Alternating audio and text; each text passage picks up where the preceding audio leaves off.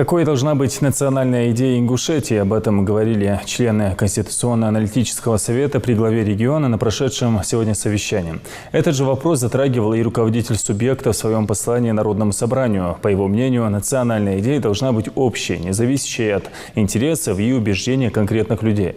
Что об этом думают участники совещания, расскажет наш корреспондент.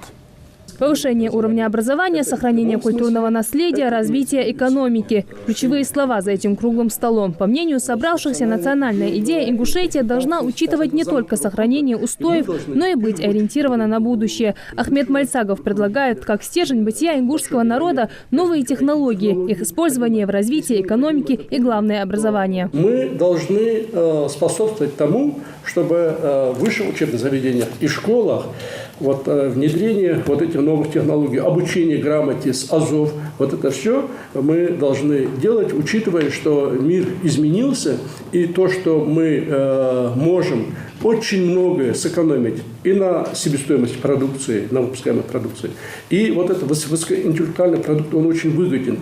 И в условиях, когда есть избыток трудовой силы, в условиях, когда есть избыток молодых людей, нам Всевышний сам велел, чтобы мы развивали и вообще уделяли очень большое внимание развитию IT-технологий, программированию и повышению уровня образования. Как самих учителей, которые готовят наших детей, и делали это совместно. Необходимость создания национальной идеи отметил Юнусбек Евкуров в своем ежегодном послании Народному собранию. Глава региона подчеркнул, что она должна быть близка всем независимо от религиозных и политических убеждений. Эту мысль поддержал и Магомед Тангиев. Он считает, что в создании национальной идеи должен участвовать весь народ. Выработать эту идею мы должны действительно изучить, посмотреть еще раз, как все это будет воспринято обществом, если мы что-то предлагаем.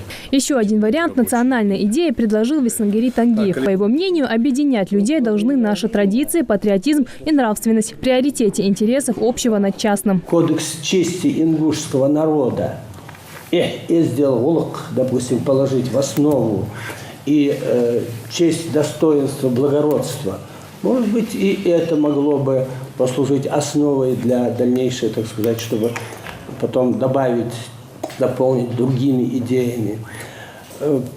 Как можно не вспомнить о необходимости не только образования поднять на соответствующий уровень, но и здравоохранения, и культуру, чтобы не потерять все то, что достигнуто было за тысячелетия нашим народом. Аллах сделал. Я думаю, это на первом месте эти вопросы должны стоять. Национальная идея – это часть объединения, поэтому Министерство национальной политики республики совместно с Управлением внутренней политики проведет масштабную работу с привлечением представителей институтов гражданского общества, научной общественности, чтобы народная стратегия действительно объединила всех. Будет создан сайт, куда мы можем вместе со всеми заходить и оставлять свои комментарии или мнения, или предложения. Будут много телевизионных площадок. Будут другие встречи, на которых мы будем обсуждать как раз общую идею, национальную идею. Там смогут принять участие абсолютно все.